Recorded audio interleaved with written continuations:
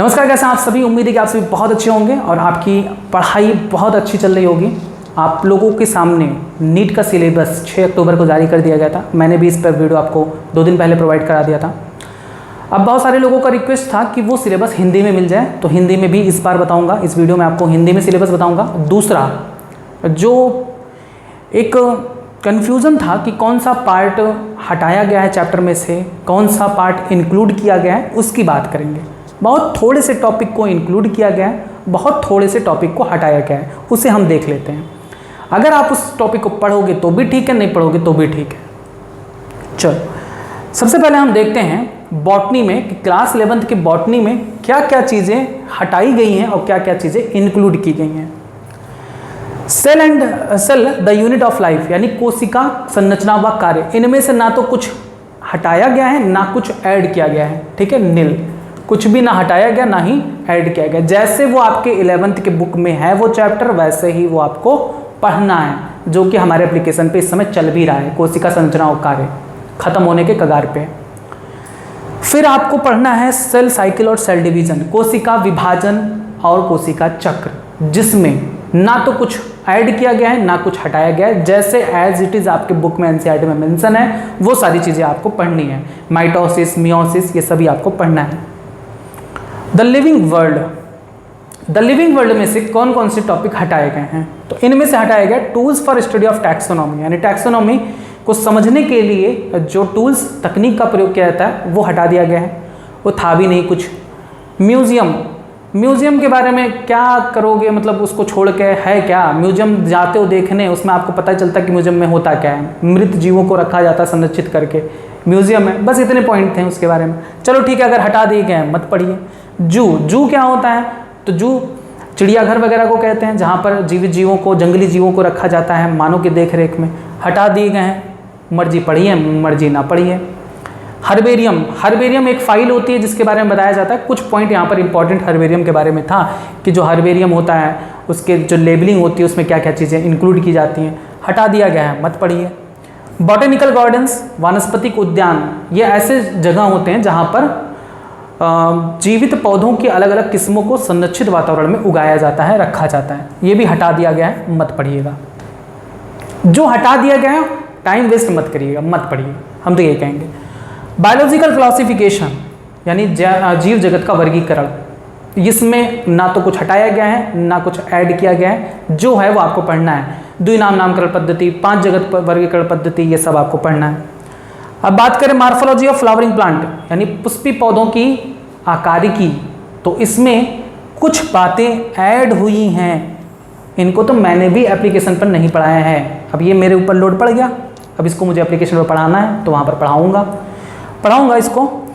Malvaceae कुल पूछा जाएगा, ये ऐड किया गया है जो आपके एनसीईआरटी बुक में नहीं है, ध्यान दे लो। आप अपने एनसीईआरटी में जाके ओपन करके देख लो, ना तो मालवेसी मिलेगा, क्रूसीफेरी, लेगुमिनेसी, ये सब नहीं मिलेगा। तो इसको आप अलग साइड बुक से पढ़ लो या नेट से उठा के पढ़ लो, या फिर हमारे एप्लीकेशन पर ज्वाइन हो जाओ, वहाँ पर आप पढ़ लो। मालवेसी कुल, क्रूसीफेरी, लेगुमिनेसी, कंपोजिटिव, ग्रैमिनी कुल को ऐड किया गया है, इसको पढ़ना है आपको। एक बात और बता दूं मैं आपको, जब जब कुछ चेंज आता है नीट में, जब जब कोई बदलाव नीट में आता है, जब जब कोई पोर्शन ऐड होता है, तो इस ऐड वाले पोर्शन से मैक्सिमम क्वेश्चन पूछा जाता है। मैक्सिमम क्वेश्चन पूछा जाता है, याद रखना। तो इनमें से मेरा ख्याल है 5 क्वेश्चन तो तय है, इन्हीं में से आएगा। 5 है, 5 क्वेश्चन तय है, एक एक क्वेश्चन सब फैमिली से आएगा, तो ये मत छोड़ना। एनाटॉमी ऑफ फ्लावरिंग प्लांट, यानी पुष्पी पौधों की शारीरिकी, इनमें ना तो कुछ ऐड किया गया ना कुछ हटाया गया। प्लांट किंगडम, पादप जगत। पादप जगत में आपको बताया गया था 5 जगत होते हैं। कौन कौन से? शैवाल, ब्रायोफाइटा, टेरिडोफाइटा, अनावृत बीजी और आवृत बीजी, जिनमें से आपको सबको पढ़ना है, अनावृत बीजी को नहीं पढ़ना है। Angiosperms classification up to class, characteristic, feature and example, angiosperm को नहीं पढ़ना है। अब मैं आपको कह रहा हूँ नहीं पढ़ना है, लेकिन पढ़ लो। पूछो क्यों? कक्षा 12 में अध्याय नंबर 1 पुष्पी पौधों में जनन, उसमें भी वही चीज़ें मेंशन है जो क्लास 11th के यहाँ पर मेंशन है। तो पढ़ोगे तो ठीक, नहीं पढ़ोगे तो क्लास 12th के फर्स्ट चैप्टर में आपको पढ़ना पड़ेगा। ठीक, मर्जी आपकी। यहाँ पे छोड़ सकते हो, अगर आप नीट की तैयारी करते हो तो इसको यहाँ पर छोड़ सकते हो, क्लास 12th के फर्स्ट चैप्टर में आप पढ़ लेना। ट्रांसपोर्ट इन प्लांट, ये आपका चैप्टर ही डिलीट कर दिया गया है।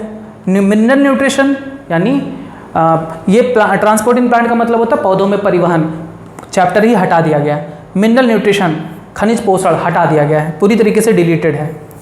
उसके बाद बात करें फोटोसिंथेसिस इन हायर प्लांट, उच्च पौधों में प्रकाश संश्लेषण, ना तो कुछ ऐड किया गया ना कुछ हटाया गया है। रेस्पिरेशन इन प्लांट, पौधों में श्वसन, ना कुछ ऐड किया गया ना कुछ हटाया गया है। प्लांट ग्रोथ एंड डेवलपमेंट यानी पादप वृद्धि और परिवर्धन, इसमें आपका जो चीज़ हटा दिया गया है वो है सीड डॉर्मेंसी यानी बीज प्रसुप्तता, हटा दिया गया। चलो बकवास था, बकवास नहीं था, कुछ था नहीं वैसे खास। वर्नेलाइजेशन, बसंतीकरण, चल नो बसंती को हटा दिए, ठीक है, वर्नेलाइजेशन हटा दिया गया। फोटो पीरियडिज्म यानी दीप्तिकालिता हटा दिया गया है, मत पढ़िएगा। अब हमारे एप्लीकेशन पर तो ये सब चीज़ें नहीं पढ़ाई जाएंगी, बाकी पढ़ने का मन है आपका तो कहीं और से पढ़ लेना। रिप्रोडक्शन इन ऑर्गेनिज्म, अब बात करें हम बॉटनी क्लास 12th की, तो रिप्रोडक्शन इन ऑर्गेनिज्म, जीवों में जनन, ये पहले क्लास 12th का पहला चैप्टर हुआ करता था, पूरा चैप्टर ही हटा दिया गया। अगर आप नए एनसीईआरटी आपके पास है तो नए एनसीईआरटी में ये चैप्टर तो देखने को ही नहीं मिलेगा। जीवों में जनन है ही नहीं, हटा दिया गया पूरी तरीके से। दूसरा चैप्टर आता है sexual reproduction in flowering plant, Pushpi पौधों में लैंगिक जनन, इसमें ना तो कुछ ऐड किया गया ना कुछ हटाया गया है। Principle of inheritance and variation यानी वंशागति के सिद्धांत और प्रक्रिया, इसमें भी ना कुछ ऐड किया गया ना कुछ हटाया गया है, जो है वैसे ही है, मंडल के नियम वगैरह वैसे ही पढ़ने आपको। मॉलिक्यूलर बेसिस ऑफ इनहेरिटेंस यानी वंशागति का आणविक आधार, ना कुछ हटाया गया ना कुछ ऐड किया गया। Strategies of enhancement in food production, तो ये तो मैंने बताया था खाद्य उत्पादन में वृद्धि की कार्यनीति, ये पूरा चैप्टर ही डिलीट कर दिया गया, ये चैप्टर ही नहीं पढ़ना है, ये नहीं पढ़ना है, ये नहीं पढ़ना है। माइक्रोब्स इन ह्यूमन वेलफेयर, मानव कल्याण में सूक्ष्म जीव, तो ये ना तो इसमें कुछ हटाया गया है ना कुछ ऐड किया गया है, जैसे है वैसे ही पढ़ना है, जो कि आपके एप्लीकेशन पर पढ़ा भी चुके हैं। उसके बाद ऑर्गेनिज्म एंड पॉपुलेशन यानी जीव और समष्टियाँ, इनमें आपका हैबिटेट, आवास और निके हटा दिया गया है। पॉपुलेशन एंड इकोलॉजिकल एडाप्टेशंस हटा दिए गए हैं, लेकिन अभी भी पॉपुलेशन एट्रीब्यूट्स हैं यानी ग्रोथ वगैरह हैं, जो मॉडल होते हैं ग्रोथ मॉडल होते हैं वो हैं, एक्सपोनेंशियल ग्रोथ मॉडल ये सब हैं, अभी भी लॉजिस्टिक ग्रोथ मॉडल ये सब हैं, ठीक। अगर आपको इनमें कोई कन्फ्यूजन लगता है कि चैप्टर में ये टॉपिक नहीं मिल रहा है, क्योंकि जो इंग्लिश है वो इंग्लिश आपको चैप्टर में नहीं मिलेगा, हो सकता है, तो आप पूरा पढ़ डालना, कुछ है नहीं खास, ये बहुत छोटे छोटे टॉपिक्स हैं जो हटाए गए हैं, उनका कोई मतलब भी नहीं है, पढ़ो ना पढ़ो बराबर है। अगर आपको ये नहीं मिलेगा तो आप पूरा चैप्टर पढ़ डालना, ये मत सोचना कि इसके जगह पर कुछ और सोचो कि ये हटा दिया गया है, उसको छोड़ दो, मत करना ऐसा, ठीक है। इकोसिस्टम यानी पारितंत्र, पारितंत्र में आपको न्यूट्रिएंट साइकिल हटा दिया गया है, कार्बन और फास्फोरस साइकिल एकदम हटा दिया गया है, मत पढ़ना, ये तो आपके मेंशन भी है। इकोलॉजिकल सक्सेशन यानी पारिस्थितिक अनुक्रमण हटा दिया गया है। न्यूट्रिएंट साइकिल का मतलब होता है पोषण चक्र, कार्बन चक्र, फास्फोरस चक्र, ये सब पहले पढ़ाया जाता था ना। कार्बन चक्र कैसे क्या होता था कि कोयलों से कार्बन को जलाया जाता था तो कार्बन मोनोऑक्साइड के रूप में वातावरण में जाता था, कार्बन डाइऑक्साइड के रूप में वातावरण में जाता था, कार्बन डाइऑक्साइड का प्रयोग पौधे करते थे, भोजन बनाते थे, भोजन का हम खाते थे, इस तरह से चक्र चलता रहता है। तो ये सब चक्र हटा दिया गया है। इकोलॉजिकल सक्सेशन हटा दिया गया है यानी पादप अनुक्रमण हटा दिया गया है। Ecological services, carbon fixation, pollination, oxygen release, ये सब हटा दिया गया है। अब आता है next chapter biodiversity and conservation. Biodiversity and conservation यानी जैव विविधता और उसका संरक्षण। इसमें एक टॉपिक को ऐड किया है सैक्रेड ग्रूव्स।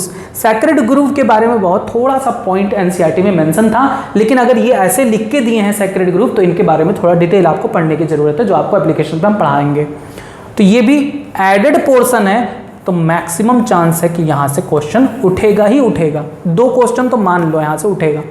इन्वायरमेंटल इश्यू, ये चैप्टर आपका पूरी तरीके से डिलीट कर दिया गया है, यानी ये चैप्टर आपको नहीं पढ़ना है। तो क्लास 12th में आपको क्या क्या नहीं पढ़ना है, और रिप्रोडक्शन इन ऑर्गेनिज्म नहीं पढ़ना है, और strategies for enhancement in food production, environmental issue, पर्यावरण के मुद्दे नहीं पढ़ना है। अब बात करते हैं जूलॉजी क्लास 11th में। क्लास 11th के जूलॉजी में क्या क्या चीज़ें बदलाव की गई हैं। Structural organisation in animals and animal tissue यानी जंतु ऊतक या जंतुओं की शारीरिक संरचनात्मक, इसमें ना तो कुछ हटाया गया है, ना तो ऐड किया गया, ना तो हटाया गया है। जैसे है वैसे ही पढ़ना है। उसके बाद बायोमॉलिक्यूल्स। अब देखो एनिमल टिश्यू में आप लोगों का जो आप सिलेबस देखो ना तो वहाँ पे ब्रैकेट में लिखा है, वहाँ पर लिखा हुआ है कि जो आपको digestive system, respiratory system, excretory system पढ़ना है, इंसेक्ट का लिखा है और ब्रैकेट में लिख दिया फ्रॉग। तो यहाँ पर एक कन्फ्यूजन क्रिएट हो रहा है। इंसेक्ट का लिखे हैं भैया, ब्रैकेट में लिख दिए फ्रॉग। फ्रॉग तो इंसेक्ट होता नहीं है। तो अभी मैं आपसे कहूँगा इंसेक्ट में कॉकरोच आता है तो कॉकरोच को मत पढ़ना, फ्रॉग को ही पढ़ना, क्योंकि फ्रॉग ही आपके नए एनसीईआरटी में मेंशन है। कॉकरोच हटा दिया गया है तो कॉकरोच को मत पढ़ना, फ्रॉग का ही सब कुछ पढ़ना। बायोमॉलिक्यूल्स यानी जैविक अणु, इनमें ना तो कुछ ऐड किया गया ना कुछ हटाया गया है। आपका डाइजेशन और एब्जॉर्प्शन यानी पाचन और शोषण पूरी तरीके से चैप्टर को ही हटा दिया गया, डिलीट कर दिया गया, नहीं पढ़ना है पूरा chapter he. Breathing, exchange of gases, श्वसन और सांस लेना, इसमें ना तो कुछ ऐड किया गया ना कुछ हटाया गया, जो है वैसे ही पढ़ना है। बॉडी फ्लूइड एंड सर्कुलेशन यानी देह तरल और परिसंचरण, इसमें भी ना कुछ ऐड किया गया है ना कुछ हटाया गया है। Excretory product and their production यानी उत्सर्जित पदार्थ और दियर एलिमिनेशन यानी इसका निष्कासन, इसमें भी ना कुछ ऐड किया गया है ना कुछ हटाया गया, जो है जैसे है वैसा पढ़ना है। विर्क, किडनी के बारे में। लोकोमोशन एंड मूवमेंट यानी गति और प्रचलन, इसमें भी ना कुछ ऐड किया गया ना कुछ हटाया गया है। न्यूरल कंट्रोल एंड कोऑर्डिनेशन, तंत्र के नियंत्रण व समन्वय, इसमें से आपका रिफ्लेक्स एक्शन और सेंस ऑर्गन हटा दिया गया है। रिफ्लेक्स एक्शन यानी प्रतिवर्ती चाप। उसके बाद सेंस ऑर्गन, सेंस ऑर्गन में क्या आता है? आँख, कान, नाक, यही आता है, आँख, कान, नाक, तो ये हटा दिए गए हैं। लेकिन मुझे विश्वास नहीं हो रहा है, सेंसरी ऑर्गन में इतना इंपॉर्टेंट आँख, कान, नाक हटा दिया गया है। अब इसका मुझे विश्वास नहीं हो रहा है, लेकिन हटा दिया गया तो हटा दिया गया, नहीं पढ़ना है। केमिकल कोऑर्डिनेशन एंड इंटीग्रेशन, बात करें अगर हम इसके पूरे सिलेबस की, जो सिलेबस जारी हुआ है ना, जो चीज़ें उसमें मेंशन है ना टॉपिक, उस टॉपिक में भी अभी भी थोड़ा बहुत कन्फ्यूजन है कि क्या चीज़ें बिल्कुल हटाई गई हैं, क्या चीज़ें बिल्कुल नहीं हटाई गई, क्योंकि कुछ चीज़ें टॉपिक में भी ऐसा लग रहा है कि वर्ड ही नहीं मैच कर रहा है एनसीईआरटी में। तो घबराइएगा मत, अभी दिसंबर में और चीज़ें आएंगी। दिसंबर में एकदम फाइनल सिलेबस आएगा कि बिल्कुल ये पढ़ना है आपको। जब आपका फॉर्म भरने आता है ना, फॉर्म रिलीज होगा दिसंबर में, करीब जनवरी में उसका स्टार्टिंग भी हो जाता है फॉर्म अप्लाई करना। तो जब फॉर्म अप्लाई करने का जो कंडीशन आएगा तो उसमें फुल सिलेबस दी जाएगी, तो वहाँ पर आप उसको देख लेना। फिलहाल जो चीज़ें अभी कही जा रही हैं कि जो नहीं पढ़ना है तो बिल्कुल भी नहीं पढ़ना है, बाकी फाइनल सिलेबस जब नीट का फॉर्म आएगा तब वहाँ पर आपको पूरी तरीके से पता चल जाएगा। तो इस सब में अभी टाइम वेस्ट मत करना, छोटे छोटे टॉपिक्स होंगे वो लास्ट में आपके ऐड हो जाएंगे। केमिकल कोऑर्डिनेशन एंड इंटीग्रेशन यानी रासायनिक समन्वय और एकीकरण, इनमें भी ना कुछ ऐड किया गया ना कुछ हटाया गया है। एनिमल किंगडम यानी जंतु जगत, जंतु जगत में भी कुछ ना तो ऐड किया गया ना कुछ हटाया गया है। उसके बाद animal kingdom, general account and chordates यानी नॉन कॉर्डेट्स के बारे में पढ़ना है और कॉर्डेट्स के बारे में पढ़ना है। आकशेरुकी और कशेरुकी के बारे में पढ़ना है। अब जो आकशेरुकी है, आकशेरुकियों में थोड़ा ब्रीफ पूछा जाएगा, वो क्लास तक पूछा नहीं, आकशेरुकियों का ब्रीफ नहीं है, संघ तक पूछा जाएगा। कशेरुकियों का तक, कशेरुकी प्राणियों का क्लास तक पूछा जाएगा, वर्ग तक पूछा जाएगा, तो वो सब हम पढ़ा चुके हैं एप्लीकेशन पर। Structural organisation in animal morphology यानी जंतुओं के आकार की, इसमें देखिए फ्रॉग को मेंशन किया गया यानी फ्रॉग ऐड है, तो फ्रॉग हटा ही कब था, तो फ्रॉग को ही पढ़ना है आपको, कॉकरोच को नहीं पढ़ना है। उसके बाद देखते हैं क्लास 12th की जूलॉजी। तो क्लास 12th की जूलॉजी रिप्रोडक्शन इन ऑर्गेनिज्म, तो ये चैप्टर ही आपका रिमूव्ड है, पूरी तरीके से डिलीट है। ह्यूमन रिप्रोडक्शन कोई चेंज नहीं किया गया, जैसा है मानव जनन पढ़ाया गया है वैसे ही आपको पूछा जाएगा। रिप्रोडक्टिव हेल्थ यानी मानव स्वास्थ्य, जनन स्वास्थ्य, इनमें भी ना कुछ ऐड किया गया ना हटाया गया। इवोल्यूशन यानी जैव विकास, इसमें भी कुछ हटाया नहीं गया है ना तो ऐड किया गया। ह्यूमन हेल्थ एंड डिजीज यानी मानव स्वास्थ्य और रोग, इसमें भी ना कुछ ऐड किया गया ना हटाया गया है। Strategies of enhancement in food production, ये चैप्टर ही कैंसिल कर दिया गया है। बायोटेक्नोलॉजी प्रिंसिपल एंड प्रोसेसेस, इसमें भी कुछ हटाया नहीं गया, कोई चेंज नहीं है, यानी जैव प्रौद्योगिकी सिद्धांत व प्रक्रिया। बायोटेक्नोलॉजी यानी इट्स एप्लीकेशन, जैव प्रौद्योगिकी और इसके अनुप्रयोग, इसमें भी कुछ हटाया नहीं गया है ना तो ऐड किया गया है। बस ये था आपका फाइनल सिलेबस यहाँ पर। बाकी जो एकदम फाइनल सिलेबस आएगा, एकदम फाइनल, वो आपका दिसंबर के करीब में आएगा या जनवरी के फर्स्ट वीक में आएगा जब फॉर्म अप्लाई करने का होता है। 5 मई 2024 को आपका एग्ज़ाम है, तो यहाँ तक पहुँच जाओगे आराम से, जो सिलेबस है अच्छी तरीके से पढ़िए। एप्लीकेशन पर पढ़ाया गया है, अगर आप बैच ज्वाइन कर चुके हैं तो आपको पता होगा। इस समय आपका क्लास 11th में चैप्टर चल रहा है, चैप्टर नंबर 8 सेल साइकिल और सेल स्ट्रक्चर एंड फंक्शन चल रहा है। और उसके बाद क्लास 12th में भी आपका chapter number microbes in human welfare, मानव कल्याण में सूक्ष्म जीव तक खत्म हो गया है, बायोटेक्नोलॉजी शुरू होने वाला है। तो जल्दी से एडमिशन ले लीजिएगा अगर आपको आगे अच्छी तरीके से पढ़ना है। अब हमारे एप्लीकेशन पर आपको तीनों चीज़ें मिलेंगी, वीडियो भी मिलेगा, उसके पीडीएफ भी मिलेंगे। जो आपको लिखकर पढ़ाया जाता है उसका भी पीडीएफ आपको वहाँ पर मिल जाएगा, यानी दो पीडीएफ मिलेगा। एक तो पूरे चैप्टर का पीडीएफ मिलेगा जो एनसीईआरटी बेस्ड होगा, और एक तो जो हम यहाँ पर लिख के पढ़ाते हैं उसका भी पीडीएफ हर वीडियो के नीचे मिल जाएगा। और उसके बाद टेस्ट सीरीज आपको मिलेगा। टेस्ट सीरीज में जो क्वेश्चन होंगे वो 100% एनसीईआरटी बेस्ड होंगे। तो आपको इतना फायदा होने वाला, बायोलॉजी में एकदम निश्चिंत होकर बैठेंगे आप अगर एडमिशन नहीं लिए हैं तो अभी भी एडमिशन ले लीजिएगा। 10% का डिस्काउंट चल रहा है, बायोलॉजी 10 अप्लाई करोगे तो आपको 10% का डिस्काउंट भी मिल जाएगा। अब हम बात करते हैं जो आपका सिलेबस जारी हुआ है 6 अक्टूबर को एनएमसी के द्वारा, उसका हिंदी वर्जन। ठीक, आइए देखते हैं। देखिए, सबसे पहला यूनिट फर्स्ट आता है डाइवर्सिटी इन लिविंग वर्ल्ड। एक minute, diversity and in living world यानी जीव जगत की विविधता। उसमें आपका दिया गया है व्हाट इज लिविंग यानी जीव क्या है, जैविक विविधता पढ़ना है, वर्गीकरण की जरूरत क्यों पड़ी, वर्गीकरण और वर्गीकरण पद्धति क्या है, जाति की अवधारणा, वर्गी की संवर्ग, नामकरण पद्धति, ये सब पढ़ना है। 5 जगत वर्गीकरण पद्धति पढ़ना है, मोंडा, प्रतिष्ठा, कवक, लाइकेन, विषाणु, वायरस, ये सब आपको एप्लीकेशन पर पढ़ा चुके हैं, ये सब पढ़ना है आपको। पादप जगत का वर्गीकरण, उसके अभिलक्षण, सवाल, ब्रायोफाइटा, टेरोडोफाइटा, अनावृत बीजी तक आपको पढ़ना है। यहाँ पर देखो आवृत बीजी मेंशन नहीं है, तो आवृत बीजी आपको नहीं पढ़ना है, जो कि आपको पहले ही बता दिए कि आवृत बीजी हटा दिया गया है। आवृत बीजी वाला जो भी टॉपिक था ना वो आपको सेकंड ईयर में पढ़ा दिया जाएगा पहले चैप्टर में। जंतु जगत का वर्गीकरण, अभिलक्षण, कशेरुकी प्राणियों का वर्णन संघ तक और कशेरुकी प्राणियों का वर्णन वर्ग तक, यानी इनका जो वर्णन है अकशेरुकी प्राणियों का, जैसे Porifera, Coelenterata, Ctenophora, प्लेटिहेल्मिन्थेस, एस्केल्मिन्थेस, Annelida, arthropoda, इन सभी को फाइलम तक पढ़ना है, संघ तक पढ़ना है। लेकिन जो कशेरुकी प्राणी हैं, कॉर्डेट्स हैं, उनको वर्ग तक यानी क्लास तक पढ़ना है। तो ये सब बताए हैं, क्लास एग्नाथा, गनाथा, स्टोमेटा, ये सब आपको बताया गया है। वहाँ पर मछली, फिशेज, ये सब आपको पढ़ना है। बात करते हैं दूसरे यूनिट में जो कि है structural organisation in animals and plants. इनमें यानी पादप व प्राणियों के संरचनात्मक संगठन में आकारिकी और रूपांतरण पौधों का पढ़ना है, यानी उसमें शारीरिकी क्या है, आकारिकी क्या है, बाहरी दृश्य कैसा दिखता है, उसके अंदर के ऊतक कैसे हैं, यानी उनके ऊतक को पढ़ना है। शारीरिकी, पुष्पी पौधों के विभिन्न भागों के कार्य, जड़, तना, पत्ती पढ़ना है। पुष्पक्रम, ससीमाक्षी, असमाक्षी, ये सब आपको पढ़ा दिया गया एप्लीकेशन पर, इसको पढ़ना है। पुष्प, फल, बीज प्रैक्टिकल आधारित भी पूछा जाएगा।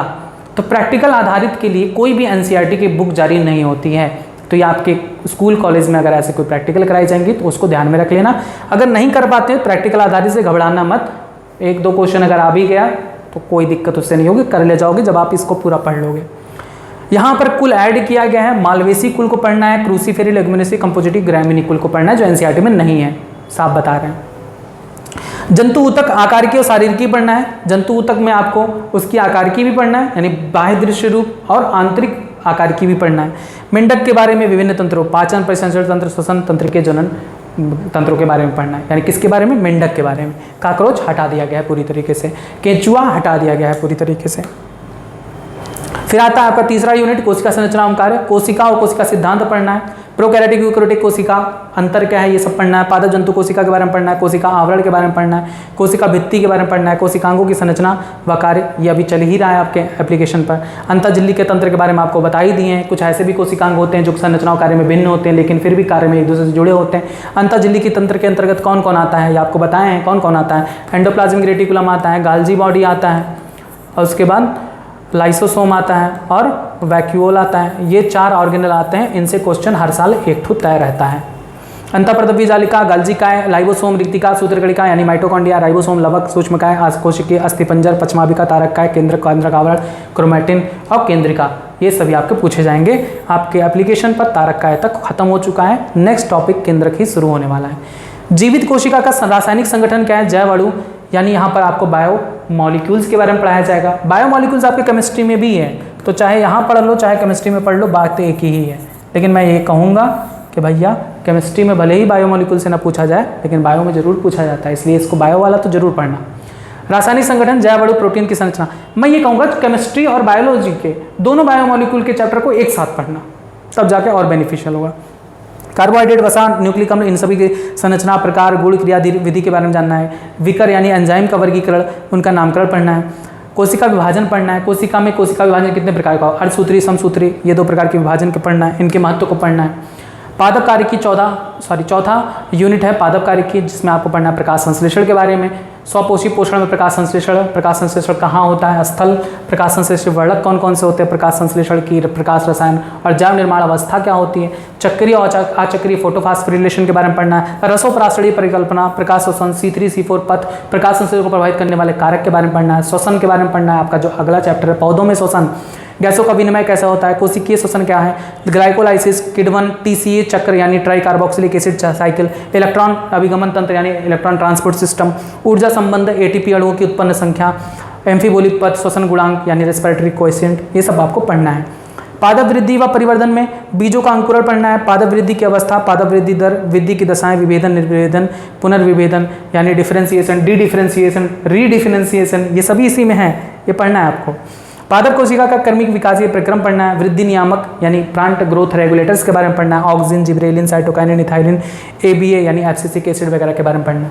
अब आता है मानव कार्य की। मानव कार्य की में सीधे पाचन और श्वसन हटा दिया गया है। सांस लेना, श्वसन पढ़ना है। जंतुओं में श्वसनांग कौन कौन से होते हैं, मानव में श्वसन तंत्र, श्वसन परिक्रम, नियंत्रण, श्वसनीय आयतन, श्वसन से संबंधित रोग, अस्थमा, एम्फाइसीमा, व्यावसायिक श्वसन रोग, ये सब पढ़ना है। शरीर स्राव और परिसंचरण, रक्त के घटक, रक्त समूह, रक्त का थक्का बनना, लिम्फ के घटक कार्य, मानव परिसंचरण तंत्र, मानव हृदय रक्त वाहिका की संरचना, हृदय चक्र, हृदय निकास, ECG, इलेक्ट्रोकार्डियोग्राम, द्विसंचरण, हृदय क्रिया का नियमन, परिसंचरण तंत्र के विकार, अतितनाव यानी hypertension, coronary artery disease, angina pectoris और हृदय प्रास, ये सब आपको पढ़ना है। उत्सर्जी पदार्थ और उसका निष्कासन चैप्टर में आपको पढ़ना है। उत्सर्जन की प्रक्रिया कैसे होती है, कौन कौन से जीव अमोनिया का उत्सर्जन करते हैं, उन्हें अमोनिया उत्सर्गी कहते हैं। यूरिया उत्सर्गी, यूरिक अम्ल उत्सर्गी कौन कौन से जीव होते हैं। मानव उत्सर्गी तत्व के बारे में पढ़ना, संरचना कार्य, मूत्र निर्माण की प्रक्रिया पढ़नी है। प्रासरण नियमन कैसे होता है, वृक्क के कार्यों का नियमन कैसे होता है। रेनिन एंजियोटेंसिनोजन मैकेनिज्म पढ़ना है। ANF यानी एट्रियो नाइट्रोयूरेटिक फैक्टर पढ़ना है। ADH यानी एंटी डायरेटिक हार्मोन के बारे में पढ़ना है। डायबिटीज इंसिपिडिस रोग के बारे में पढ़ना है। उत्सर्जन में कई अंगों की भूमिका और भी भूमिका होती है उत्सर्जन में, जैसे त्वचा भी पसीने के माध्यम से कुछ चीज़ों को रिलीज करता है, तो उसको पढ़ना है। रोग के बारे में पढ़ना है। यूरेमिया क्या है, वृक्क की क्रियाहीनता, रीनल कैल्कुलाई जिसको स्टोन कहते हैं, नेफ्राइटिस, रक्त अपोहन, कृत्रिम वृक्क, ये सभी आपको पढ़ना है। उसके बाद गमन और संचलन में आपको पढ़ना है गति के प्रकार, पश्चिमाभिकीय गति कैसी होती है, कसाभिकीय गति कैसी होती है, पेशी, कंकाली, पेशी संकुचनशील प्रोटीन, पेशी संकुचन, कंकाल तंत्र, इसके कार्य, जोड़ यानी जॉइंट्स जो होते हैं उनके प्रकार के बारे में पढ़ना, पेशी कंकाली रोग, माइस्थेनिया ग्रेविस रोग के बारे में पढ़ना, पेशी दुष्पोषण, संधि शोध, अस्थि सुसूरता, गाउट, इन सभी रोगों के बारे में पढ़ना है। तंत्रिकीय नियंत्रण एवं समन्वय, तंत्रिका व तंत्रिका तंत्र के बारे में पढ़ना है। मानव में तंत्रिका तंत्र, केंद्रीय तंत्रिका तंत्र, परिधीय तंत्रिका तंत्र, अंतरंग तंत्रिका तंत्र, तंत्रिका आवेगों की उत्पत्ति एवं संचरण के बारे में पढ़ना है। यहाँ पर देखो हटा दिया गया है क्या, उत्परिवर्ती क्रिया यानी रिफ्लेक्स एक्शन हटा दिया गया है। सेंसरी ऑर्गन्स हटा दिया गया है, आँख कान नाक के बारे में नहीं पढ़ना है। रासायनिक समन्वय और एकीकरण में अंतःस्रावी ग्रंथि, हार्मोन, मानव अंतःस्रावी तंत्र, हाइपोथैलेमस, पीयूष, पीनियल, थायराइड, इन सबको पढ़ना है। पैराथायराइड, एड्रिनल, अग्न्याशय, जनद, हार्मोन क्रिया की क्रियाविधि, संदेशवाहक नियामक के रूप में हार्मोन की भूमिका, कमी व अति के कारण कौन हार्मोन की कमी या उसके अधिक हो जाने से कौन कौन सा रोग उत्पन्न होता है वो पढ़ना है। बौनापन, अतिकायता, अवरोध, वृद्धि, गलगंड, नेत्रशोधि गलगंड, मधुमेह, एडिसन रोग, ये सभी रोगों के बारे में पढ़ना है। फिर जनन आता है आपका, जनन में पौधों में लैंगिक जनन पढ़ना है। पुष्प की संरचना, नर मादा युग्मक उद्भिद का विकास, परागण के प्रकार, कर्मक उदाहरण, कर्मक यानी पॉलिनेटर्स के बारे में पढ़ना है। बही प्रजनन की युक्तियाँ क्या क्या हैं, पराग स्त्री के संकर्षण क्या होता है, द्विनिषेचन क्या होता है, पश्च निषेचन घटना क्या होती है, भ्रूण पोष भ्रूण का विकास, बीज का विकास, फल का निर्माण, विशिष्ट प्रणाली, असंग जनन, निषेक जनन, बहुभ्रूणता, बीज व फल के निर्माण के महत्व, ये सभी आपको पढ़ना है जो कि आपके एप्लीकेशन पर पढ़ा दिया गया है। मानव जनन में नर और मादा जनन तंत्र के बारे में पढ़ना है। वृषण, अंडाशय, सूक्ष्मदर्शी शारीरिक युग्मक जनन, शुक्राणु जनन, अंड जनन, अर्धचक्र निषेचन, भ्रूण का विकास, ब्लास्टोसिस्ट निर्माण तक, अंतरोपण सगर्भता, अपरा निर्माण, प्रसव, दूध श्रवण, ये सभी आपको पढ़ना है। जनन स्वास्थ्य में जनन स्वास्थ्य की जरूरत क्यों पड़ी, STD का रोकथाम यानी सेक्सुअली ट्रांसमिटेड डिजीज का रोकथाम कैसे किया जाए, जन्म नियंत्रण की विधियां, गर्भ निरोधक व MTP, medical termination of pregnancy को पढ़ना है। उल्ब वेदन बंध्यता, ART यानी असिस्टेड रिप्रोडक्टिव टेक्नोलॉजी जिसमें IVF, जिफ्ट और गिफ्ट के बारे में आपको पढ़ना है।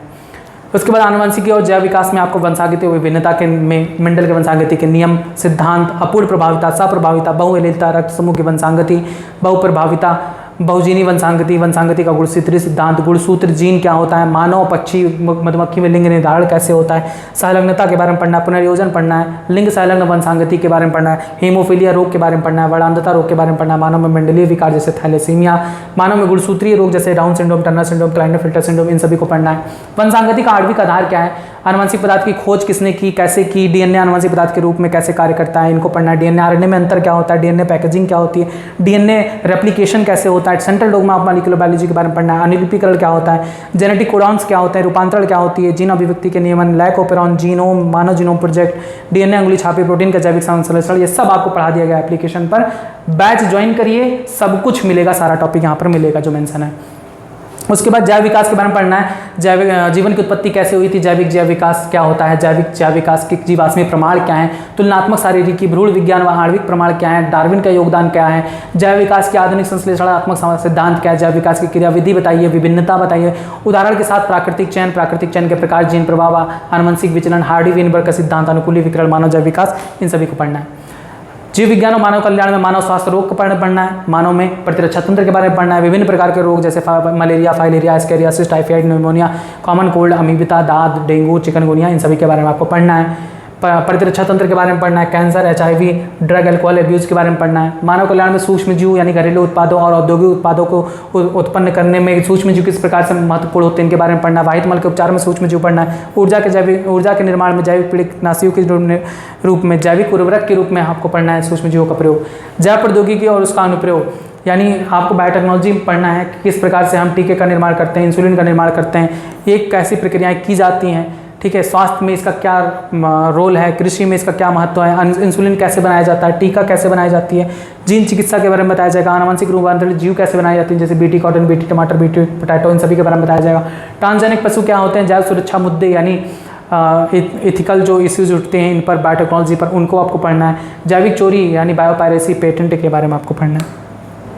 पारिस्थितिक व पर्यावरण में जीव व पर्यावरण के अंतर्गत समष्टि पारस्परिक क्रिया पढ़ना है। सहकारिता, स्पर्धा, परभक्षण, परजीविता, समष्टि वृद्धि, जन्म दर, मृत्यु दर, आयु वितरण, ये सब आपको पढ़ना है। पारितंत्र में संरचना, संगठक, उत्पादक व अपघटन, ऊर्जा प्रवाह, संख्या, जैव भार, ऊर्जा का पिरामिड, ये सब आपको पढ़ना है। जैव विविधता के संरक्षण में जैव विविधता की अवधारणा, जैव विविधता के प्रतिरूप, जैव विविधता का महत्व, जैव विविधता की क्षति, जैव विविधता का संरक्षण, तप्त स्थल यानी हॉट स्पॉट, विलुप्ति के कगार पर पहुंचने वाली जातियां, विलुप्ति, लाल आंकड़ा पुस्तक यानी रेड डाटा बुक के बारे में पढ़ना है। जैव मंडल आरक्षित क्षेत्र, राष्ट्रीय पार्क, अभ्यारण्य और सेक्रेड ग्रुप्स जो यहाँ पर ऐड किया गया है, इसको भी आपको पढ़ना है।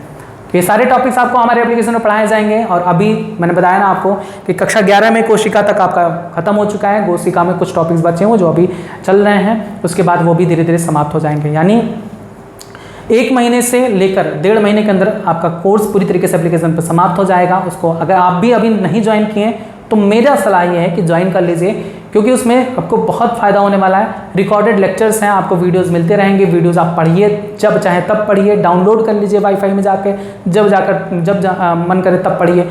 PDF उसमें मिलेगा, PDF डाउनलोड करके प्रिंट आउट भी करा सकते हो सब PDF का। जो PDF आपको पूरे चैप्टर का मिलता है उसको भी डाउनलोड करके प्रिंट आउट करा सकते हो। जो हम लिख कर पढ़ाते हैं उसको भी प्रिंट कर सकते हो आप डाउनलोड करके। आप टेस्ट सीरीज अगर आप पढ़ना भी नहीं चाहते हो तो टेस्ट सीरीज ही केवल अगर आप पढ़ डालोगे तो भी नीट में आपका सिलेक्शन तब पक्का है, क्योंकि जितने भी क्वेश्चंस टेस्ट सीरीज में पूछे जा रहे हैं खुद बना रहा हूँ, NCERT की बुक की एक एक लाइन से बना रहा हूँ। यानी 100% NCERT को क्वेश्चन में बदल दिया हूँ। तो चाहे आप डेफिनेशन से पढ़ लो मेरे, चाहे आप टेस्ट सीरीज से पढ़ लो। टेस्ट सीरीज से क्वेश्चन सॉल्व करके अगर आप पढ़ लेते हो तब भी आप सिलेक्शन पक्का मानो। बायोलॉजी में आपका 90 में से 85 क्वेश्चन कोई रोक नहीं सकता। बाकी मर्जी आपकी। अगर आप कहीं और पढ़ रहे हैं, अगर आपको समझ में आ रहा है, अभी भी मेरे पास मैसेज आ रहे हैं कि बहुत सारे लोग, मैं नाम नहीं लूँगा, कि कई जगह पर एडमिशन ले चुके हैं फिर भी नहीं समझ में आ रहा है, लौट के आ रहे हैं यहीं पर। अगर आपको पढ़ना है तो आप पढ़ लीजिए, नहीं पढ़ना है तो कोई बात नहीं। बाकी मैं सभी के लिए आशा करता हूँ, दुआ करता हूँ कि आप सभी अच्छी तरीके से पढ़ें और नीट में अच्छा नंबर हासिल करें। धन्यवाद।